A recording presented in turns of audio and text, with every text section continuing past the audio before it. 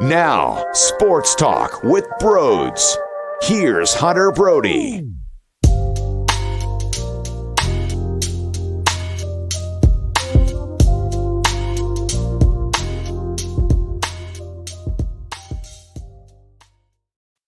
This team has balls. This team has testicles. The way they won that baseball game, are you kidding me? Ninth inning, Derek Hall with the double. Didi Gregorius lays down a bunt, and Alec Boehm provides a nice deep sac fly that produces the run. And then, oh, by the way, when Boehm does have a bad throw over at third, and now you're playing with some trouble, Corey Knebel strikes out Nolan Arenado looking.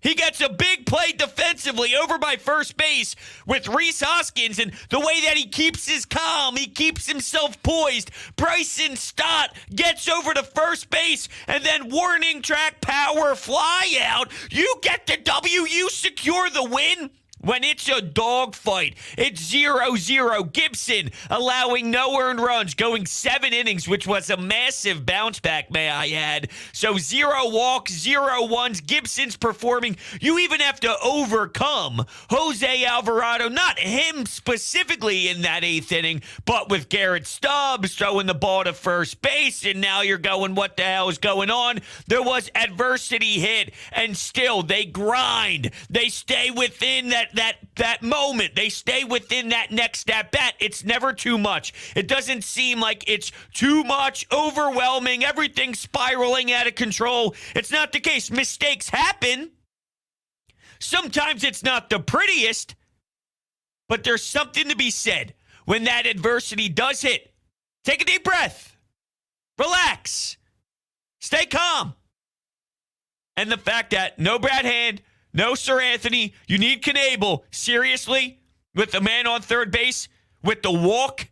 It's pretty remarkable, and it says a lot about the balls on this team right now. So, with the 9th inning, I hated what Alec Boehm did, but if I look at his overall series so far, and not just the series, but let's look at this 1-0 win.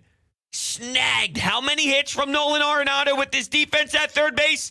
And then even the fly out that scored a run, we go back to the extension. We go back to the way that he swung the bat in that at-bat. It's a damn good swing. You swing like that more times than not, you're probably going to have a very positive result. So while I hated that 9th inning throw, and that it did seem like his mechanics were a little too sped up when you do need to just simplify it. His overall game was magnificent, even though it did almost come back to bite them in the rear end. It did it. And his teammates had his back. And there's been a lot of times so far this season where someone has stepped up big time. The team had Garrett Stubbs' back. It's just the way that it is sometimes. And he did a lot of great things defensively. If that's what we're going to receive from the Alec Boehm experience, sign me up. Give me the contract. I will put my name on the dotted line. The way that he was charging the ball and throwing on the run. Or that beautiful glove by the third base foul line there. Excellent. Arenado so pissed off, he's slamming his helmet into the dirt. He's aggravated. Guess what, dude? You do that every single game to people. And not only once. Sometimes you do it, it seems like 17 damn times in a series. Now, this Cardinals team, they're down in the dumps. But keep punching them and keep hitting them hard.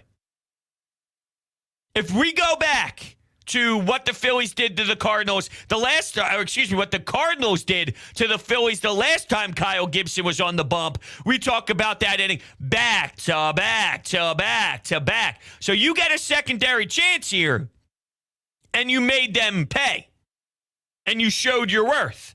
He had 2 really bad starts back to back, but I knew Kyle Gibson had it in him to look sharper. No walks, no earned runs. It's amazing. A couple of hits. Another game where you're looking at the innings and you go, oh, it's the fourth already. Oh, it's the sixth already. Oh, it's the seventh already. Keep it moving, baby. I got nothing wrong with that at all. No, it's a lot different when it's a 2 o'clock afternoon game compared to a game that starts at really 9:10 because of the 1 hour rain delay. I don't care as much about the speed when that's the case, but I'll take it any day of the week when it is in and out. When it's 0-0 and it can go either way.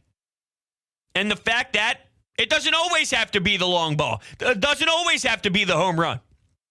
Derek Hall with the double, though, start things off, and he is a power guy. And I'll tell you what, couple hits, this dude's serious.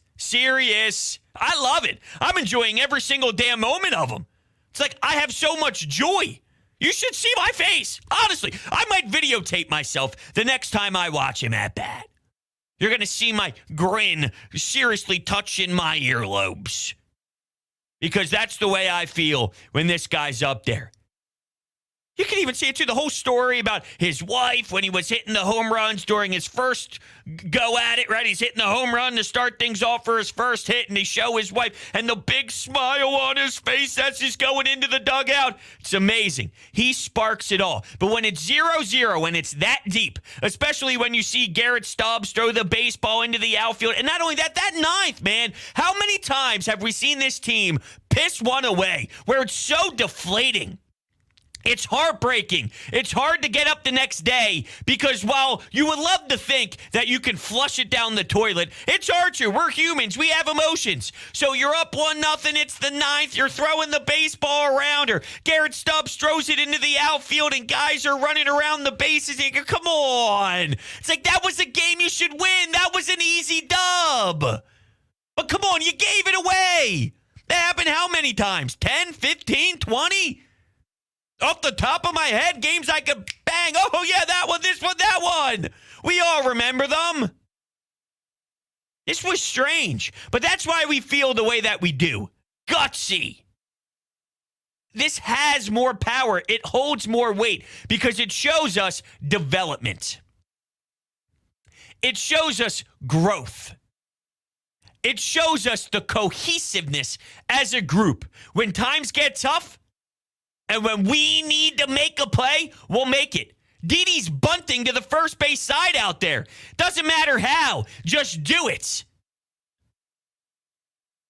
Watching the Cardinals not produce a run with the man on third in the ninth, let's be honest, it reminded us of what the Phillies used to do. And now when you think of the season series, and if there ever is with the wild card spot, some sort of what's the head-to-head? That's what I'm looking for. What's with the head-to-head matchup? It's huge. It's monstrous. And if you could win 3 out of 4, amazing. Nick Nelson is going on Sunday, I believe, right? Is that what we saw? I'll clarify right now. But I'm pretty positive I saw that they did announce Nick Nelson as Sunday's starter.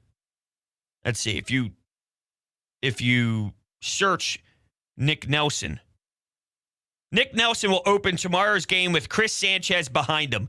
Phillies have now won the season series versus St. Louis, which is very important later as a tiebreaker. All right, there's been some times where Nick Nelson was very large for this team and came up in massive spots and give you 4 innings, 3 innings. It's not impossible.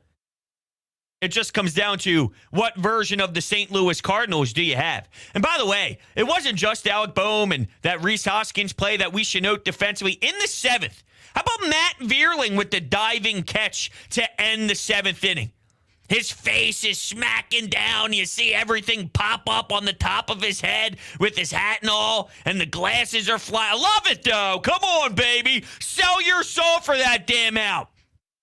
And Bryson Stott up the middle when Paul Goldschmidt hits a tough one there towards second base. And he's there. Flashes the leather. We still need to work on Bryson Stott at the dish. We need more. He has to become stronger there. He has moments that I like, but overall, work in progress. That leather's real, though. He makes some really stellar plays defensively. I don't know if there is a competitor in there in regards to sometimes seeing Didi play short, or if it's just, look, I'm in the majors. Probably more of that, to be fair. But I wonder, shortstop, we look at that as the natural position, and him being the future in that spot. Sometimes Didi does make, like, I do say this, that, yeah, I can point out a couple plays by Didi that irritated me, but there has been some really good defensive spots as well. How much does that fuel someone like Bryson, or is it more along the lines of, I'm here playing every day. Doesn't matter if I'm playing short. Doesn't matter if I'm playing second base. I'm out here, and I got to show my worth. It's probably more of that, where I don't know how much DD is raising his bar. Maybe, though. Maybe athletes at this level are wired differently, where his killer instinct inside of him says, I'm going to outperform in a healthy way, in a respectful way, in a good way, where when you're in a clubhouse where everything's rolling, Kyle Schwarber, Nick Castellanos, these players, it's like, you motivate one another to try and one-up each other. Now, in regards to Nick Castellanos, though, I mean, yeah, it's as bad can be. Every time I try and hold on with hope that that's going to spark something, it doesn't. So at this point, I really don't feel like laying it on the line anymore that, hey, maybe that one hit, maybe that one double in the gap, maybe. There's no maybe anymore. I'll hold more optimism with the Alec Boehm department, because just watch that follow through. Watch the extension. There's something going on right now. Sometimes things don't pass the smell test. Other times they do. Alec Boehm right now is starting to pass that smell test for me, with his bat becoming more alive, with the drive ability. Poolside, I need to monitor more. The RBI today, where he put good bat on ball, that was the opposite way. Poolside needs more oomph.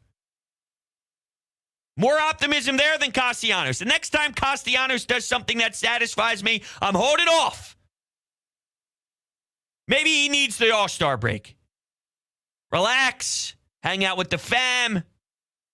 Take a breather. It's just unfortunate that him hanging out with the fam is living in Ben Simmons' old house. I hate to be that guy, but come on. What did you expect when you go into the devil's house? And Ben Simmons is the devil in the sports world.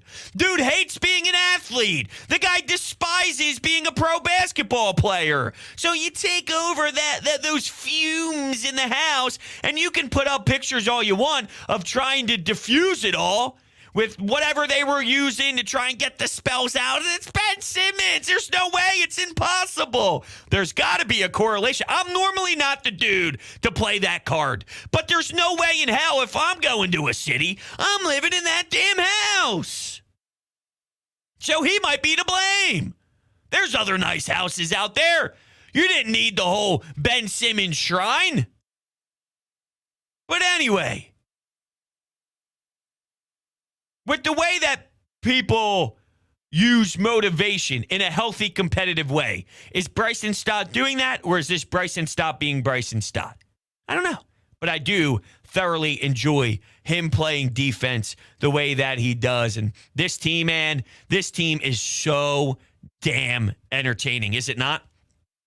1-0, 2-0. It doesn't matter the entertainment value within certain games. Like, it wasn't as if every inning you had these home runs, there were guys on base. But when you're a good baseball team, I laid this out when they started to suck with Gabe Kapler, and they go through a big collapse in August, and then it's September, and you're basically out. It just becomes so sickening, and you're nauseous. Bad baseball sucks. There could be a less entertaining game, but if your team is good, and if your team just grinds, weighs, gritty, different, bunts people over, sack fly, 1-0, bullpen comes in, it doesn't matter how sexy it is. If you just win and put together in 30-plus games this amazing record, there's so much entertainment within the run and within the window of opportunity. And that is where I'm at in a 1-0 game. It's like, how? They just keep doing it, baby. They just keep doing it. They would collapse in a lot of these games in other years. It's a lot different right now. And it is something that I need in my life every day of the week. And to my Broads Media listeners, I've got the guy for you that you may not need today, but you will need him one day. You guys know I'm a big hockey guy, and hockey connected me with Zach Green. We grew up in the same area playing hockey. Fast forward a few years, I'm screaming in a microphone with a bandana, and the other is helping you get the justice you deserve and you are entitled to. I'm talking about Zach Green of Javerbaum Law Firm. Zach is an experienced attorney who will personally handle your case if you or a loved one have been injured in a car accident, slip and fall, or if you've been the victim of medical malpractice. Now, you may be saying, yeah, I was in a car accident, but I feel fine. Be careful. You'd be surprised to learn how many injuries start way after the accident. If you were in an accident, make sure you reach out to Zach to discuss. It is free to call him 609-790-3895. His website is also down below in the description. He's a 4-for-4 guy who will stand up for your rights and fight for you when you are hurt. Zach Green, absolutely make sure you check him out. This is nothing to play around with. So his website is in a link down below. Let's see here. I see that there's a lot of Nick Castellanos hate at the moment. Jason brings up, how about the play where Matt Vierling didn't even have to move and the ball was like a magnet coming right to him? Matt Vierling has played a very good center field.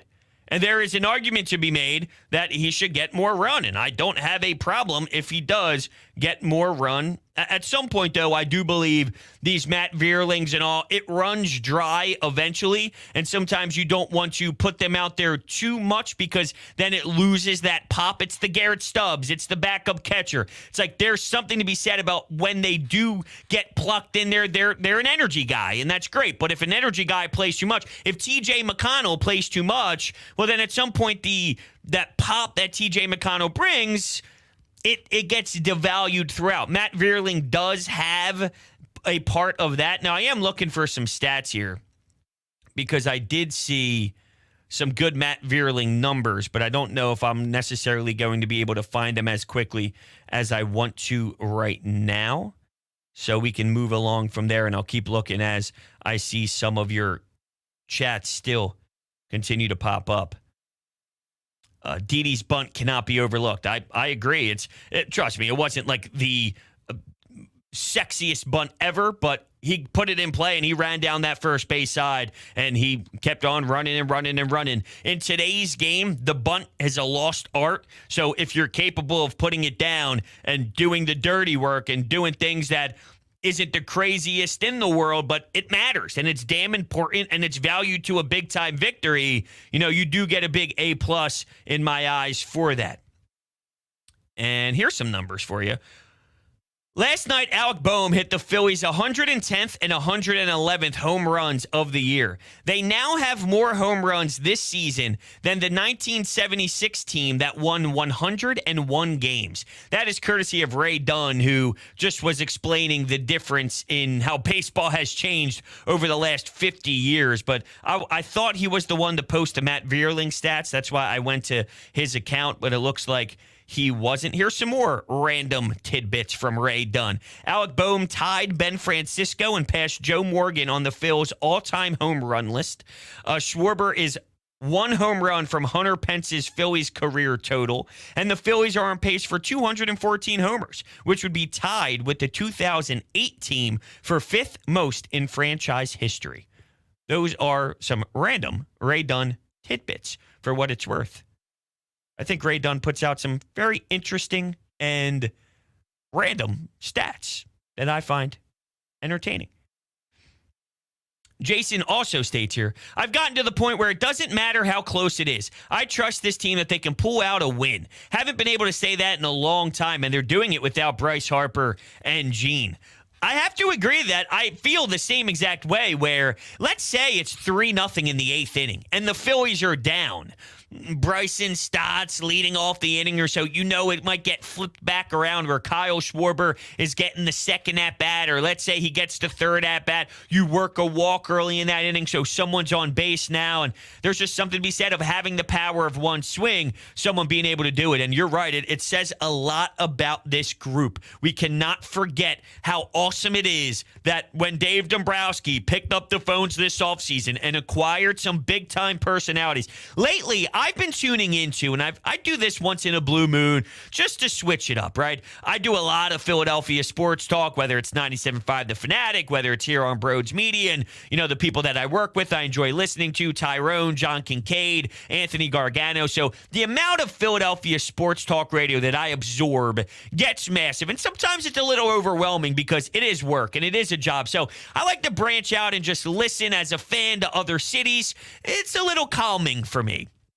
Lately, I've been listening to Boston sports radio, Felger and Maz, and I throw it on late at night, and I listen to their podcasted version of the show, and they are so mad at the Red Sox for letting Kyle Schwarber go, not only because of the impact of what he does with the big bad, and they desperately need some power within, but just the dude that he is and the presence that's felt when he is there. And,